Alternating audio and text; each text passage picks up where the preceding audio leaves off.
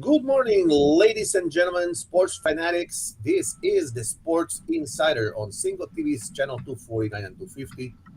Remember to go to the respective stores of iOS and Android to download the application of Single TV. Remember to also please leave us a comment and a rating. We always like to hear what you guys want to see. Remember as well that Single TV can be acquired through Amazon Fire and Amazon Fire TV Sticks, Roku and Roku Sticks, and all smart TVs 2016 and forward.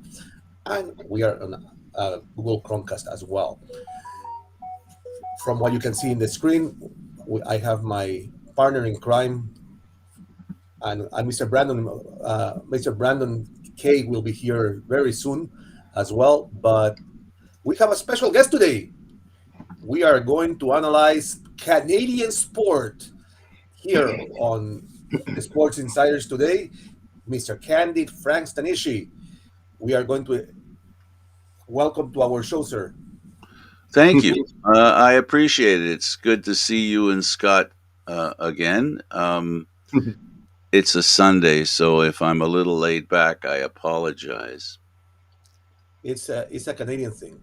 I was gonna say, am I allowed to say that as someone outside the New York City area? So I Is that, just Cana- thought is I'd that mention Canadian? that. Yeah, I guess it's a Canadian thing. Here in Canada, our politics, our sports, and everything else that matters revolves around the United States. And if you say that out loud enough, you'll have the rest of the country wanting to speak hate about Toronto because they basically have things that the rest of the country doesn't have. On the topic of Canadian sports, I just have a friend of mine that was just, you know, uh, Toronto sports fans are stuck up. They think they're all that, and they're not. I don't think Toronto fans are stuck up. I don't think people who follow Toronto sports teams are stuck up. I think they're just attracted to the fact that it's the highest profile sports available. It has nothing to do with ego. It has to do with attraction. And I came short of saying, the games that are played here in Canada are fantastic. I'm a big CFL fan. That's a CFL practice in the background. So I'm a big fan of sports in Canada. A big fan of sports that happen in Canada that aren't shared with the U.S.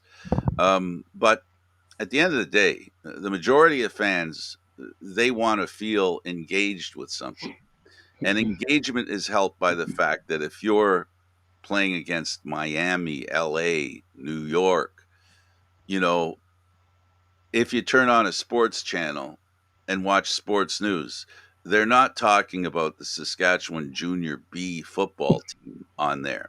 So, if you're in Saskatchewan and you're upset because Toronto has stuck up fans, I don't think it's stuck up fans. I think you're feeling a little insecure, and because I never felt better than anybody else. I lived in Toronto. I was born in Toronto. I was raised in Toronto. I just moved recently, and I never felt that I was better than anybody else, any other sports fan in the country, because I had the good fortune of living in Toronto. How lucky am I? Oh my Oh goodness. yes, absolutely so. Well, Frank, That sort of vibe. Well, dude, I live outside the New York area. Trust me, I know the vibe. So, and Yeah, it's the sorry, same thing. It's the same thing. The big cities take it on the chin. The problem is that the smaller cities don't understand, and I think I'll try and explain it to you folks out there. We don't care. We really don't care. Don't see, don't care. It just doesn't matter because what you're saying is you're just nibbling at my ankles and a fly swatter and it's all gone. I'm being a bit of a dick, but I'm just trying to make the point, folks. Big cities have big league games because they are big cities. And in big cities, there are big companies that are looking for a place to advertise, and they're going to advertise where most of the people's eyes are directed. Just a reality thing, folks. It's too bad because sometimes I don't know how you guys feel about this. You end up with six sports channels and you don't turn anymore. I'm giving up my age. You push a button and you go from channel to channel to channel. in the US, I don't know how bad it is there, but here it's pretty bad. You go from one channel to another channel, they're showing the same thing anyway. I don't know why they have 6 channels. I wonder sometimes. But that's the problem. Then what happens is the advertisers are going to advertise on those channels, and the channels put them on because they have advertisers. That's the thing people got to get in their head. TSN here or Sportsnet or ESPN or the Disney Channel or anybody, they put programming on to sell commercials. Yep. So, it's not they put something on and now it creates all these fans. It ain't that way. I wish it was like that, because there's a lot of sports that we could put on the air and get a bunch of fans. It helps to a degree, but in reality, the things you see on TV have advertisers saying, yeah, let's put it on. Okay. So, Frank, we talk about excitement. Yesterday, the CFL gave us 2 games in the East Coast. Well, one was played in Calgary, but No, it was played in Toronto. Calgary was visiting Toronto. But excitement till the very end of the game, because Hamilton was playing in Montreal. Hamilton was leading with 14 seconds to go. And here comes the big shock. First down with 14 seconds to go. Montreal advances from their own 30 to Hamilton's 22 on a catch that I thought was magnificent, and then it was the field goal. And you say, how does a team do that in such a short period of time? Well, it's a reputation the Canadian Football League has, is the 2 downs creates because you have 2 downs. I don't know, Scott, how much you know about the Canadian Football League, but I'm going to make a point with you. First of all, think of Hamilton being like the New York Jets. Second of all, think about the fact that you have a league that goes with 2 downs and then kick, as opposed to 3 downs and then kick. Sense of urgency, big time. Right, and that's exactly right. You hit the nail on the head. There is an urgency to make plays, so you have to get more yards per down, right? Because I was pretty good in math at school, and getting a first down in 2 downs as opposed to 3, it's 3 yards or 5 yards, and we know how hard it is to get yards, especially when you run. So there is an urgency, like you said. That's a great word to use, because the league is basically, that's what it's supposed to be. There's an urgency to advance the ball because you don't get a lot of chances to do it. So I guess when it comes down to the short strokes of the game, you're playing basically into the wheelhouse of the Canadian Football League, where it's customary that you've got to advance the ball quickly and do it with less downs as possible. So so that's why that kind of stuff happens, Eduardo, in my opinion. And the teams that are able to do that are the teams that win in the Canadian Football League. If you dry up and aren't able, and you start performing 2 and outs, like in the NFL, if a team has 3 and outs, 3 and outs, 3 and outs, 3 and outs, full well they're not making it down the field, not even kicking a field goal. So Sorry, go ahead. No, that was the last thing I want to say. It was exciting. Here's the weird thing that I find about Hamilton in this case here. The entire East is very, very odd. From the very fact that the Argonauts right now would be a 5th place, they would be a last place team in the West. Yet in this case, in the East, they're in the 1st place. Now with Hamilton, this is a team that at 3-7 is still only a game and a half behind right now, and ironically has the best record at home when it comes to the East. They're terrible on the road. They're 0-5. They're the only team, in the CFL that actually has not won a road game yet. But that East is just so odd right now, because all the teams right now would never be able to stack up. The NBA used to have this issue where the East was so much weaker than the West. This is bigger than that, because you have 3 different teams right now that are all absolutely in the East, could win the division, and they run between 4-5 and 3-7. Have you guys ever seen something like that after 9 games? Always. It's actually historical. It's the last few Grey Cups won by the Eastern teams in the Grey Cup. One was 8-10, and the other one was 9-9. so so that gives you an indication of hovering around 500 is the goal in the Eastern Division. Actually, last year things were a little better. Hamilton the past few years, and Toronto last year, 10-8. Mhm. That was lofty goals for the Eastern Division. Hamilton really has played really well too. They were like 16-2 or something when Mhm. they the first Grey Cup. And so, yeah, so that's recent. But historically, the past 20 years, the Eastern Division has struggled to provide um, competition at a high level.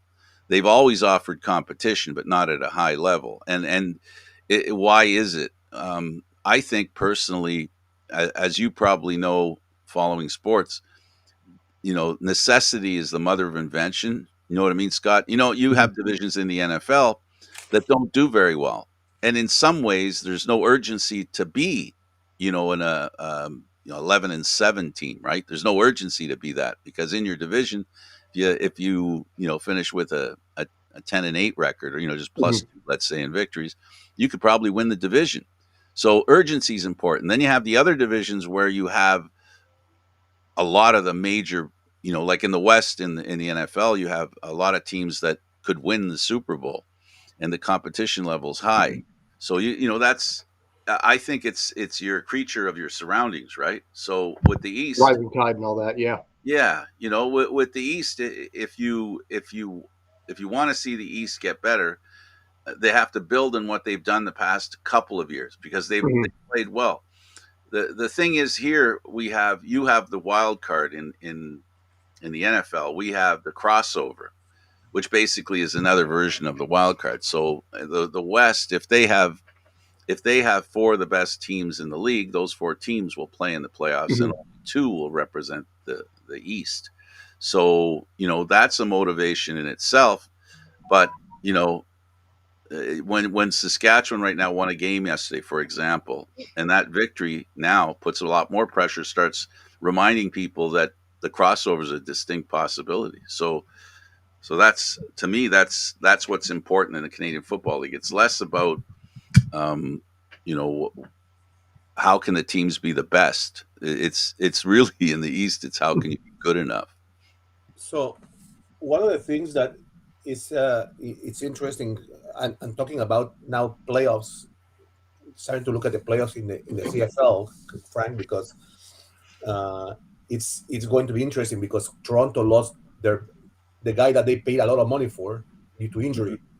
How do you perceive that loss for the Argos to go out there and actually continue winning? Three words that the NFL and every football team and every football organization has to embrace with both hands and hug real hard. Next man up. Yeah. And that's all there is to it. Next man up. And this is where the GM earns his money. This is where the GM's credibility comes into play. Depth is everything in football. Injuries are regularly seen on a daily basis. Mr. K, welcome to the show, sir. Mhm. Good morning, gentlemen. How are we? Is he going to say good morning to me too? Well, he's a gentleman. Everybody. I felt A universal gentleman. Everybody. How are we? Gentlemen and Frank. No, everybody. so, Oh, Brad, thank you. I'm just teasing. Brandon, you haven't met yet Frank. Frank is our Canadian counterpart in sports, and we were talking about the CFL currently, and we are going to now move to hockey because yesterday, by fluke, that's what I call it, because they didn't deserve to win after leading 2-0 in the game. The Canadians beat Finland. Canada beat Finland to win the World Championships Mhm. 3-2 in overtime. Who wants to go ahead? Do you Go for it, Frank. guys did you guys see the game at all? Okay, Brandon, I'll help you then. Did I you had see to it, actually set Scott? up camp down here, so Okay, so I understand you know about hockey anyway. I'm assuming that. So sorry because haven't met you. But so what happens is Canada was leading 2-0 as Eduardo said, and then Finland tied the game and went into overtime. Finland had a chance on the Canada net in overtime. The puck hit two posts, was in midair, could have gone in the net. It dropped straight down along the goal line. You could see that the puck didn't enter the net, but it was very, very close. And two Canadian teams battered it around. No Finnish player was there to finish it off. Got rid of it. Moments later, guess what happened? I'll leave you to fill in the blanks. Canada won. They scored the goal right after that play. And as Eduardo says, I don't know if there's anything that defines good fortune. I think that series of plays does it quite well, actually. In this case, you look at here in the U.S., hockey is unique in the standpoint that I think it's probably going to become the fifth most popular sport fairly soon. It's kind of a shame a little bit because I've been a hockey fan for almost 40 years. So we don't follow it as much as y'all do up in Canada up there. So with a finale like that, you almost have to look at the sigh of relief that comes from this and how close it could have been. But my question to you right now, there's a lot of rumors that Montreal is actually a little bit of a hot seat right now. Do you think there's any argument to that? Well, they're making moves right now. They just picked up Monahan, an American kid from Calgary, so that they could sign Kadri, a former Leaf. They're getting some really good players. Hot seat. Well, they've got an American GM whose sons play in the National Hockey League, so maybe his sons will come to the team shortly. I don't know, but I think he's a New York guy too, isn't he? Isn't he from New York? Like New York area, yeah. Right, he's from there too, yeah. So yeah, hot seat. No, they need to prove something because the fans in Montreal are like Yankee fans, like Dodger fans, right? Winning is the only reason to show up, and so that's the kind of pressure Montreal's in. Their fans, there's only one option. There used to be win, lose, or tie. It's just win. There's no lose. There's no tie in Montreal. There's only win. They have to win. So yeah, there's that pressure, but that's a pressure that's every year, and it becomes apparent when the team doesn't play well. Well, Montreal Canadians haven't won a Stanley Cup since what, 93? Yeah, since Bettman got in charge. So yeah, so you got almost 30 years there for what used to be the most storied franchise in sports. Most Stanley Cups overall. And it's got to be, I don't know what the equivalent would be, but rage-inducing, for the Canadian loyalists to now go almost 30 years there. This, to give some idea on this is almost as bad as the Cincinnati Bengals in some ways as their playoff runs have gone. And I'll throw the Cowboys at you.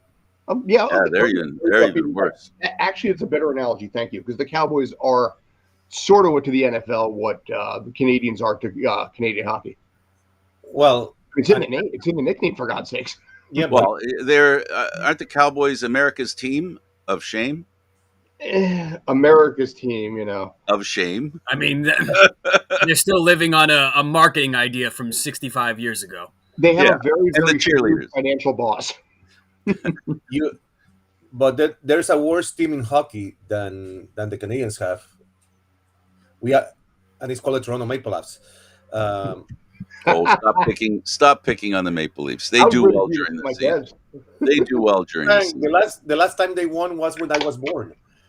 For crying out loud! It's a while ago. And they had powerful teams that could have won it all. Because they don't want to win. That's unfortunately,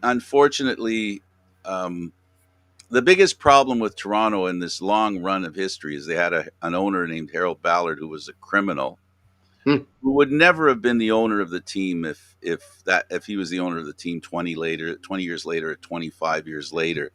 They're a team that could not win, and Montreal had a lot of motivation to make sure that Toronto didn't play well. So what they did was, when the lousy owner that was a disgusting criminal and a guy who in his watch children were abused in his junior organization, and this guy survived because the Montreal Canadiens loaned him money so that he could still own the team. He was on the cusp of being forced to sell the team, and the Montreal Canadiens came in and rescued his ownership of that team, burdening the Maple Leaf fans with his existence as the owner.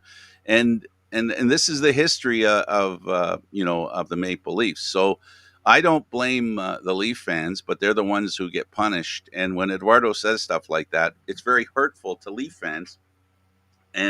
But it's true. They're not that Apologize, good a Eduardo. team.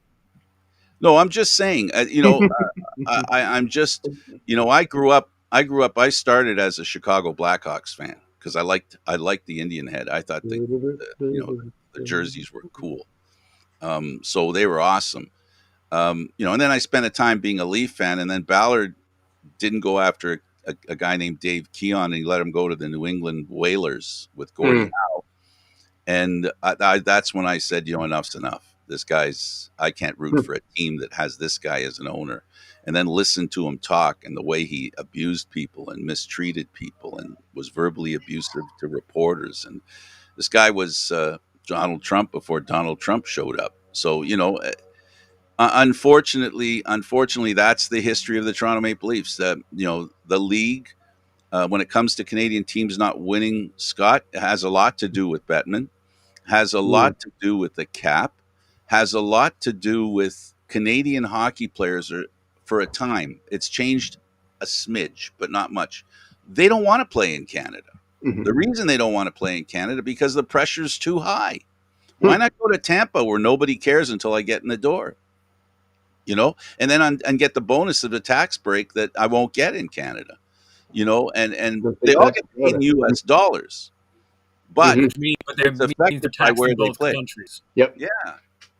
So when Eduardo's right about the team not playing well, but you highlighted a very important issue, Scott, that Canadian cities can't win a Canadian Games championship. They can't win a Stanley Cup. Canadian teams since '93. Laugh at Toronto, Eduardo, but you're laughing at the whole country. We're talking a very long time, 7 teams, and for a time, and still to this day, gentlemen, the Canadian hockey teams and the Canadian hockey fans put more into the National Hockey League than all the American teams put together that they share. Our TV contract here was, I think, 4 or 5 times as big. Remember, 10% of the population you have in the U.S., and ours was multi-million dollars more. Rogers Sportsnet paid way more than NBC was paying.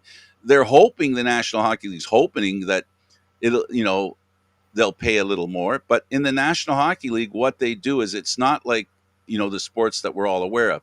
In the NFL, the teams split a lot of money, and correct me if I'm wrong, gentlemen, it's a national TV contract, and they share that money. Yes. In the National Hockey League, it's different. The regional contracts, most of the money is given to those teams directly. It isn't put into a pot to be shared by everyone. And that's what the mistake that Canadian television made, and that's the mistake the Canadian government made. That's not fair. You have laws in the US that make sports be fair. We don't have them here. We just let whatever happens. A guy like Bettman he just rides in and goes, "Oh boy, these Canadians are real suckers." Can you imagine that? These guys are chumps. Let's just, it's not an accident that Canadian teams can't win a Stanley Cup. If you think it's an accident, I have a saying that I always like to repeat: even a broken clock is right twice a day, right? So when the clock can't even be right twice a day, you'd have to ask yourself, is somebody changing the numbers on the face of the clock? And to think in this case, with the COVID season and the realignment, because of obviously the COVID laws and everything, that was arguably your best chance to have some kind of Canadian representation in the Stanley Cup Finals, because of the layout. One of your teams was guaranteed to be a Final Four and semifinals team. Absolutely. And unfortunately, it still didn't even happen. I don't think.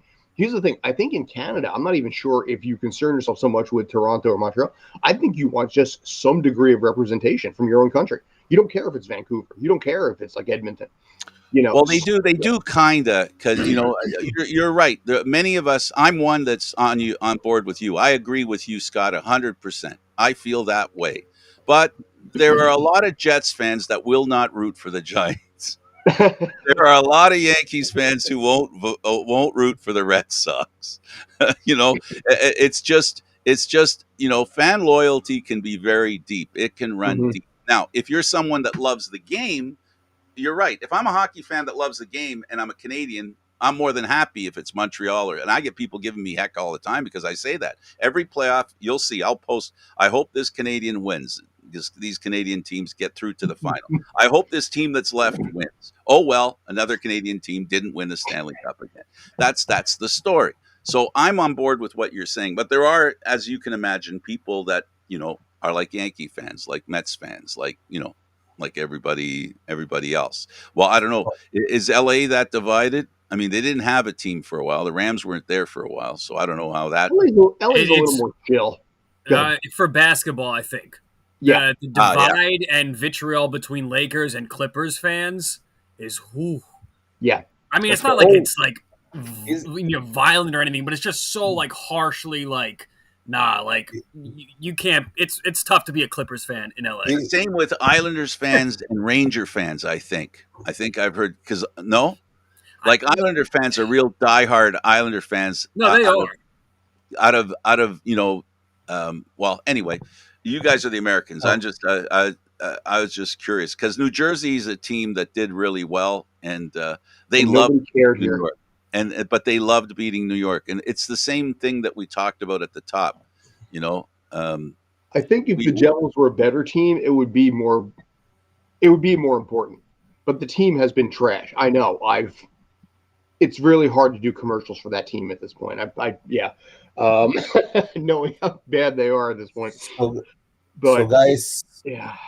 But yeah, as far as that goes, real quick, like I said, it's just I think the Rangers own this town, and the Islanders and the Devils are like, we're here too. So, but the Islanders do have their fair share of like cornering their own side of fandom in New York, Long Island especially. The actual island the Devils fans really are few and far between in New York, and even in New Jersey. I rarely see any Devils stuff. Well, the team is trash, and down south you got even when I was in like high school and school when they were better and even winning the latest Stanley Cup.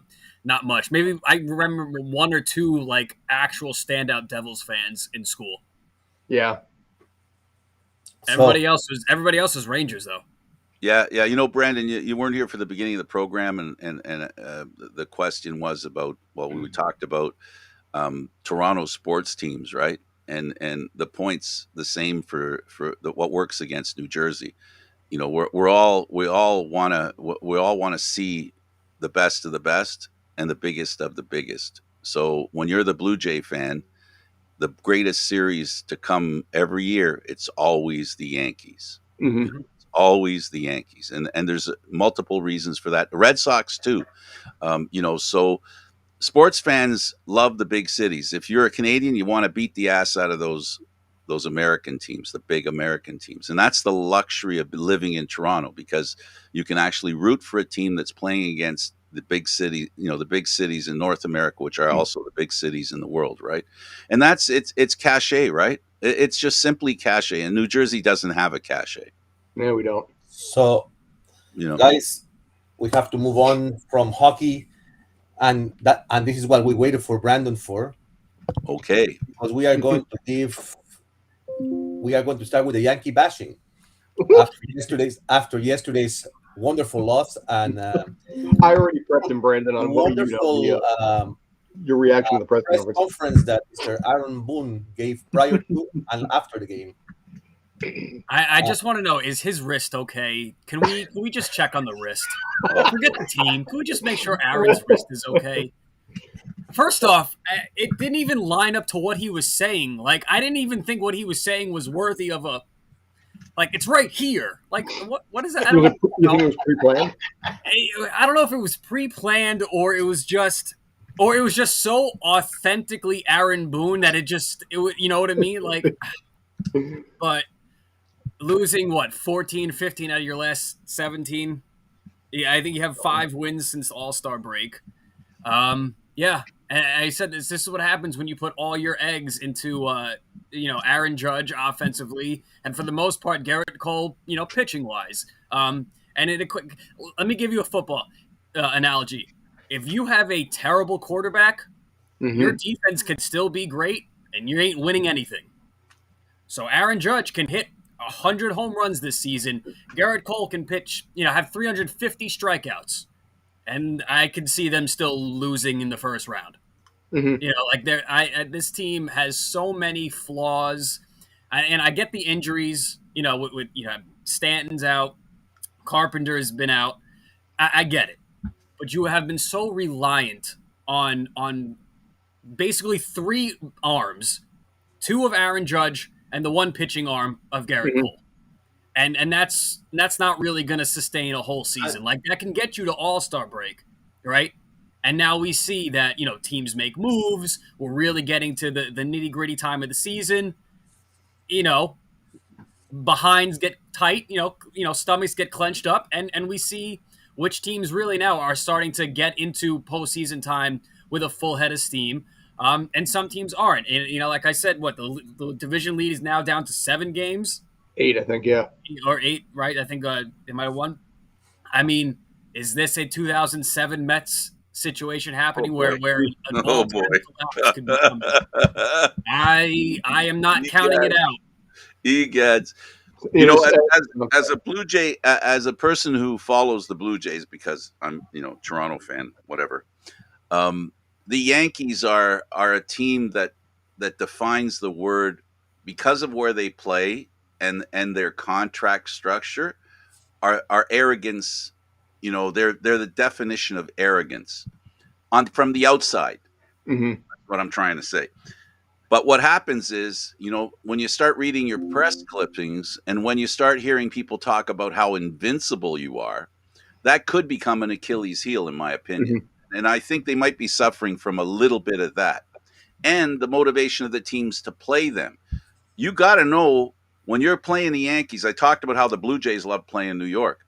But every other team, that played the Yankees, because they were the first team to come to such a big, like they were way ahead of everybody, not just the East, right? So they became a very big target. And now they're finding out how much of a challenge, which baseball is, 162 games to win a World Series. The other thing, I mean, and Brandon, you brought up a good point.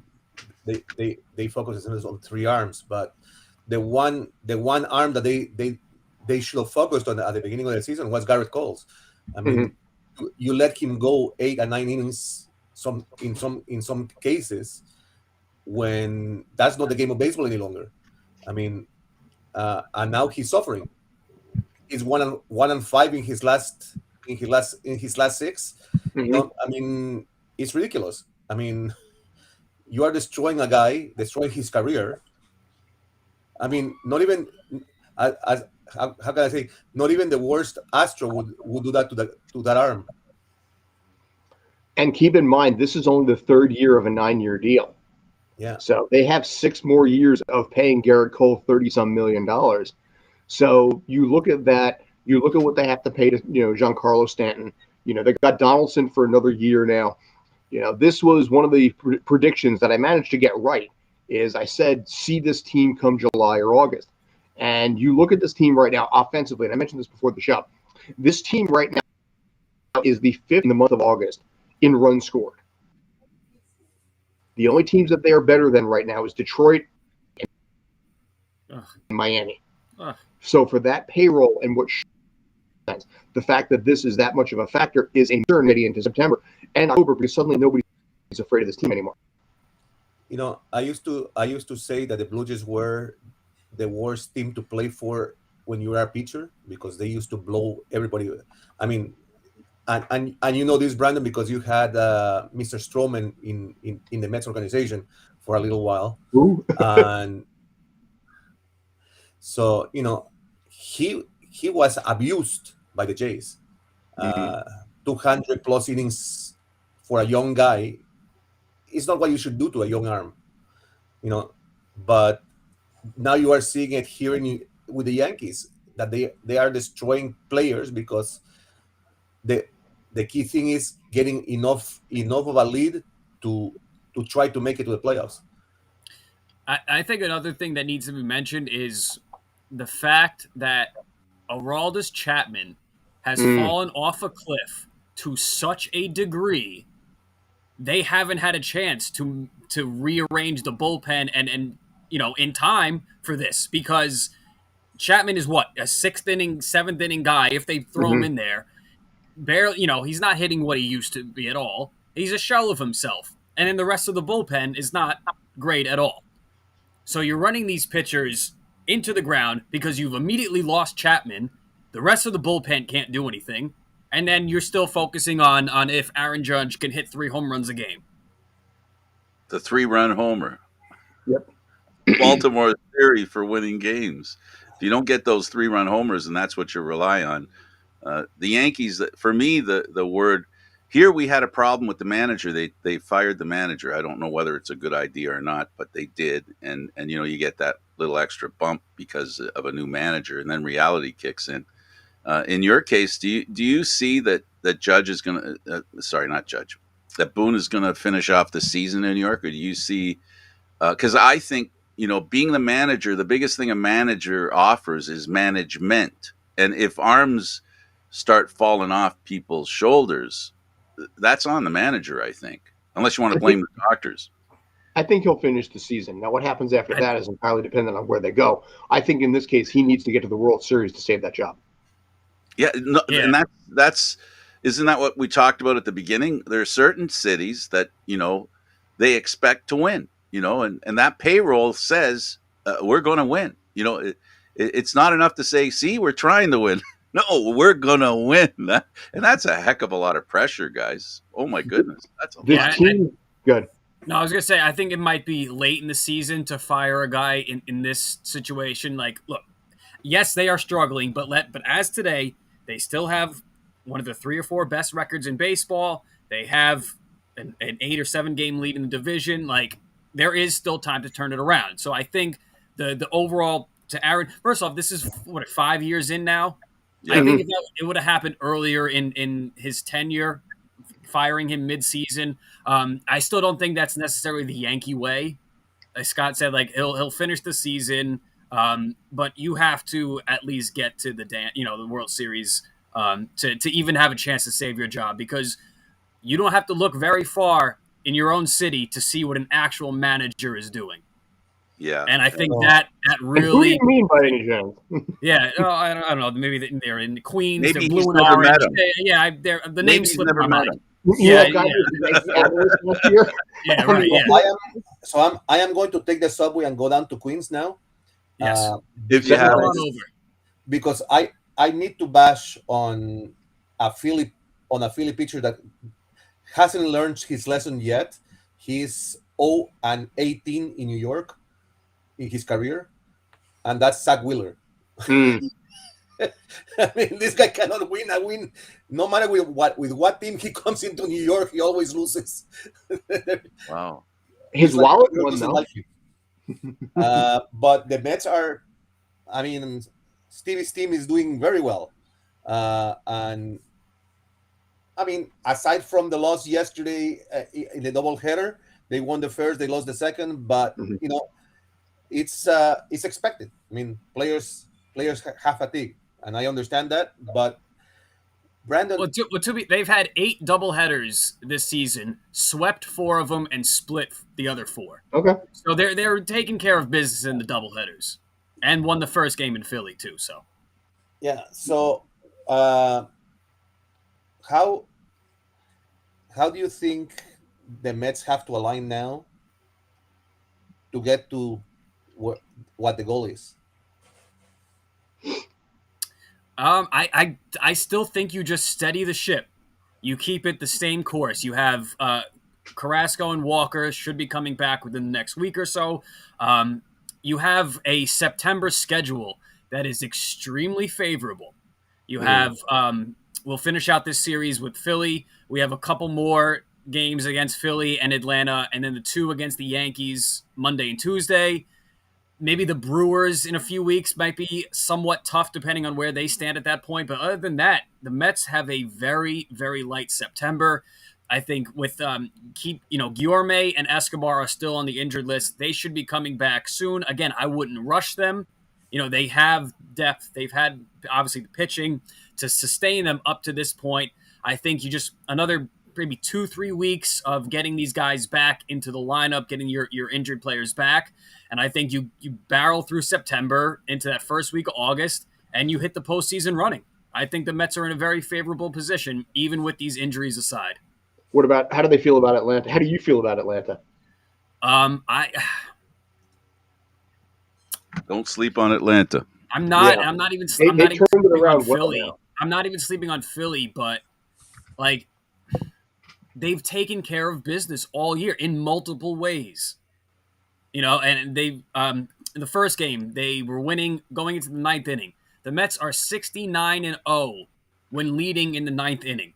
So it means whether they're on the road, they either they hold off the ninth, bottom of the ninth inning, or if they're at home, Edwin Diaz comes in, boom, boom, boom, the game's over. So they're closing out games. They are scoring runs in multiple fashions. This is not a home run team. This is not those Cespedes teams from a couple years ago where it's like a Judge situation now where it's a home run or die. That is not the case now. They have 5, almost 6 players now that have 100+ hits, which is the most in baseball. Obviously, the pitching has been otherworldly. The Diaz has been historically great. You have the middle bullpen, which at some points can get a bit shaky. But I think they have enough guys, Ottavino and Lugo, and guys that are still, they made moves for Givens, Michael Givens, and stuff like that. They have Nogosek pitched last night. They do have some middle bullpen that they have started to mesh together a little bit. I think the Mets are in a very, very favorable position. Brandon, looking at the way the teams, the Atlanta and the Mets have been playing, the kids talk about trending. That's what I hear anyway. It's some sort of word that's important. If trends continue in the last 10 games, the math tells me that in those 10 games, Atlanta could pass the Mets. The Mets were only 5-5 in the last 10, and I'm looking here and I see the Braves were 9-1. Those two records, if they continue the way that pattern continues in the next 10, the Mets won't be in first. The reason I ask this is because, guys, I want to ask you guys, because you guys are the real baseball experts, and I respect what you have to say. The new system, the wild card system for, the way it works right now, it's really throwing an advantage towards winning the division. So I guess my question is how important is winning the division when you frame it with that wild card issue that the teams that make the wild card are basically, we talk about depth, right? That's what wins baseball, and you guys like you were talking, Brandon, I agree with you. Everything you said there 100%. At the end of the day, management has to be performed by the team. They have to manage their arms. They have to manage their team, their players, and make sure that they get ready for the playoffs. And they're going to have an advantage if they can win the division. That's why what Scott said about Atlanta. Atlanta's a team that scares the crap out of me if I'm a Met fan. And just to your point about, I'll let you, Scott, go in a second. But just to your point, Frank, about the last 10 games and what has been shown in the last couple weeks or so with the Mets and Braves, that you said the Braves could pass. I do. It is possible, but let's just keep it to context where you had 4 pivotal Mets players have head to the injured list within about a 4 or 5 game stretch. So I think that really needs to be weighed once they come back. Like I said, the September schedule, and I think the Mets, and again the actual managing of the team, the way Buck has bench players put in at certain times to keep them fresh, to keep the starters, giving them the rest at the perfect time. We saw Mark Canha with the addition of Naquin. Mark Canha's time was reduced a little bit. He goes to Atlanta and has one of the best series that he's had all year. So Buck knows what he's doing.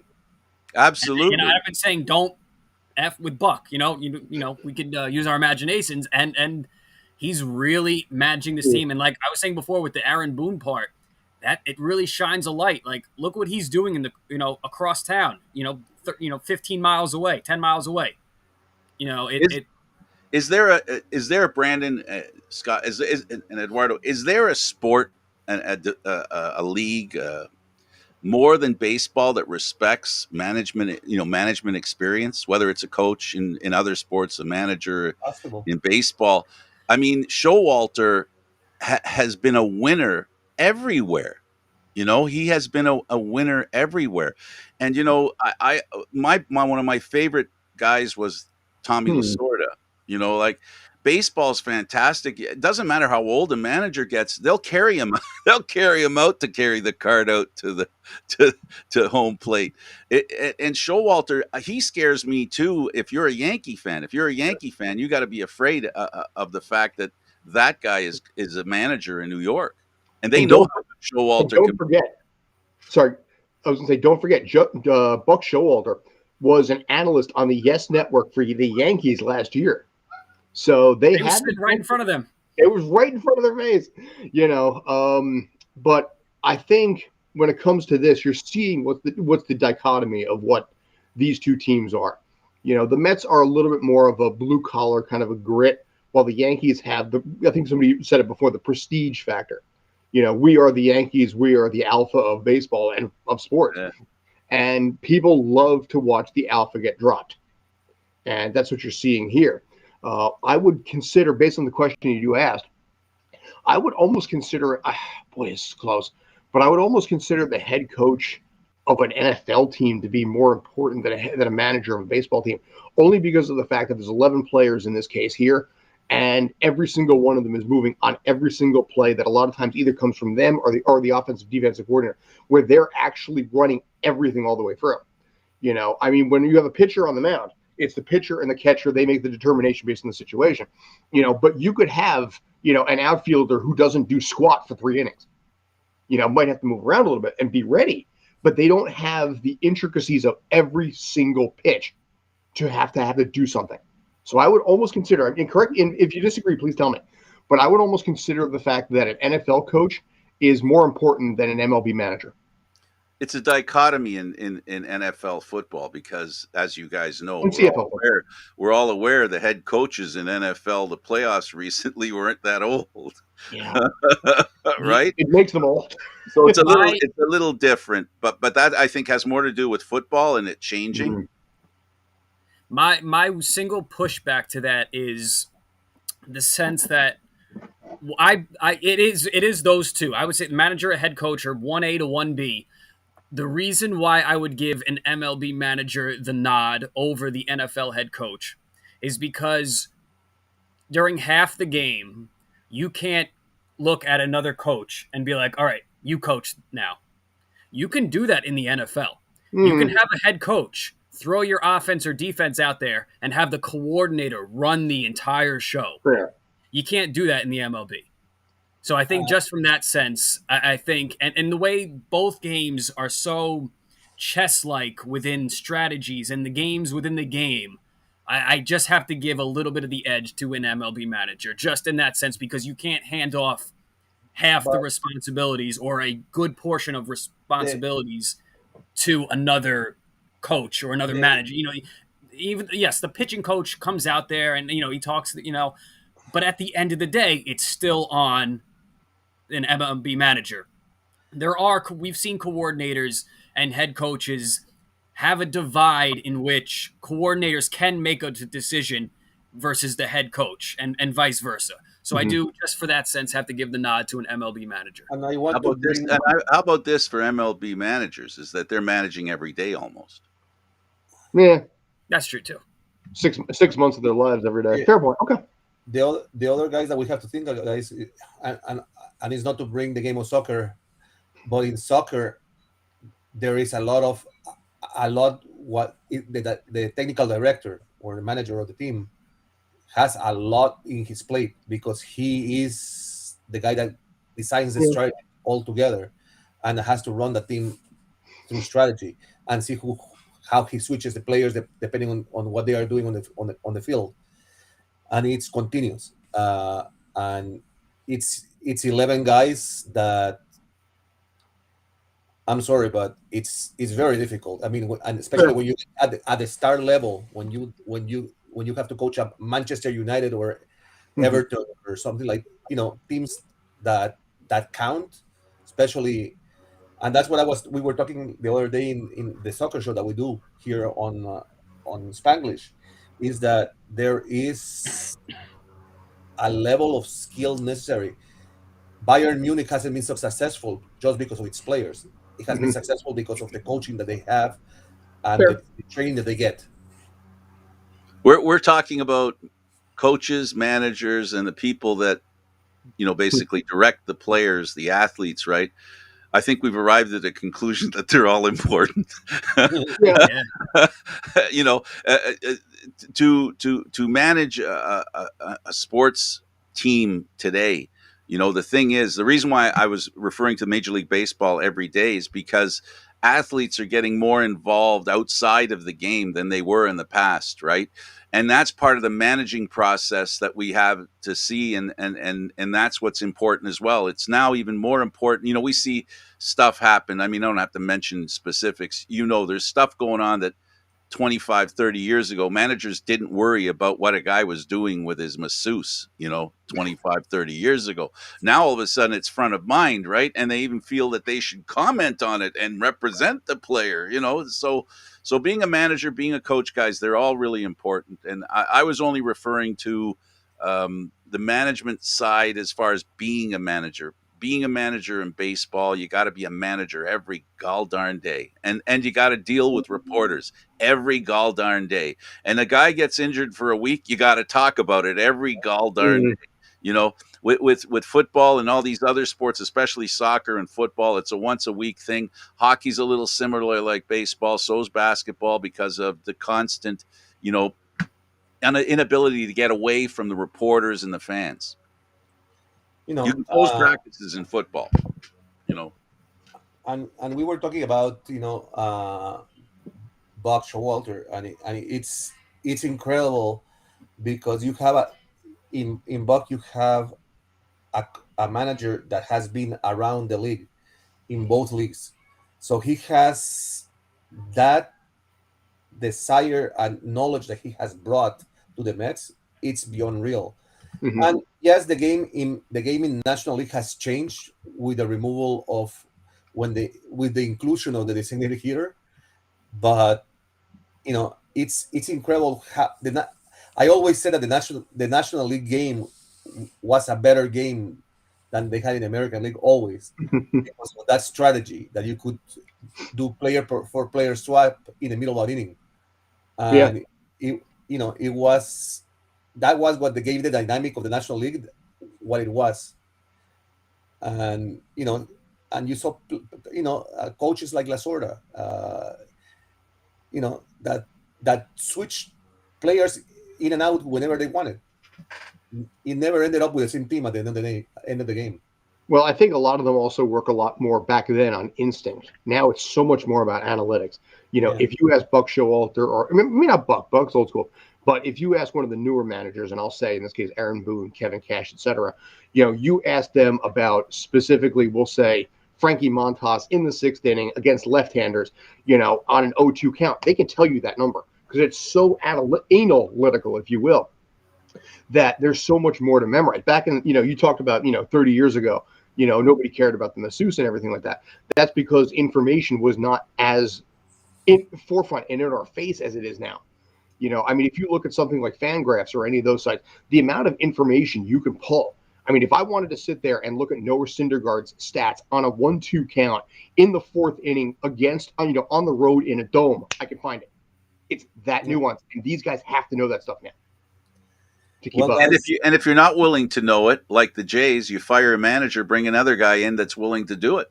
Yeah, he wants his players carrying that card in their back pocket. I am not going to touch that topic because I have my feelings in regards to that firing, and we only have 2 minutes. And I am going to thank you guys again for bailing my little butt out in this show. Thank you to Brandon, thank you to Scott, and to our special guest, Mr. Candid Frank Stanishi. Just want to remind everybody that you can go to that you can listen to this show as well on the Spanglish Sports World Network, radio network, and its affiliates on social media. Remember as well that you can go to our website, SpanglishSportsWorld.com, for all the news and updates. You can read actually the stories of Scott and Brandon, and sometimes Frank, when he's not covering games for us everywhere else. Remember, the Sports Insiders. Watch it, hear it, read it, download it, but especially live it because the Sports Insiders is sport, and sports is the Sports Insider. Until next week at this same time, 11 o'clock on Single TV's channel 249 and 250, and on all the social media platforms that you can find in the internet. This has been Eduardo Harari for Mr. Scott Cherson, Mr. Brandon Kay, and Mr. Candy Frank Stanishi. Nice meeting